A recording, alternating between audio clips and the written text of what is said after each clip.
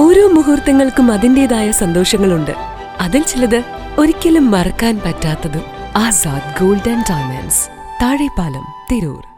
Government സർവീസിൽ നിന്നും വിരമിക്കുന്ന തങ്ങളുടെ സ്വന്തം നന്ദിനി ചേച്ചിക്ക് യാത്രയയപ്പ് നൽകി ബസ് തൊഴിലാളികൾ മാതൃകയായി.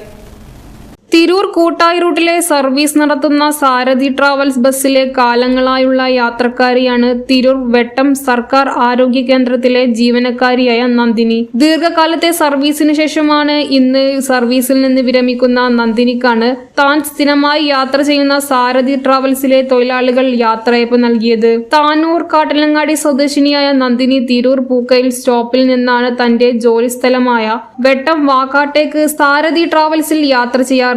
തങ്ങളുടെ സ്ഥിരം യാത്രക്കാരിയായ നന്ദിനി ഈ ബസ്സിലെ തൊഴിലാളികൾക്ക് സ്വന്തം ചേച്ചിയെ പോലെയായിരുന്നു. കേക്ക് മുറിച്ചും ഷോൾ അണിച്ചും ഉപഹാര സമർപ്പണം നടത്തിയുമാണ് തങ്ങളുടെ സ്വന്തം ചേച്ചിക്ക് ഇവർ യാത്രയയപ്പ് നൽകിയത്.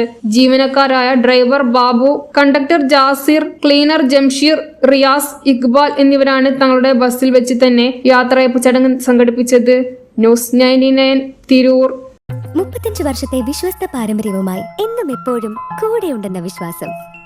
Basit wedding mall, Basith arcade, Poongottukulam, Tirur.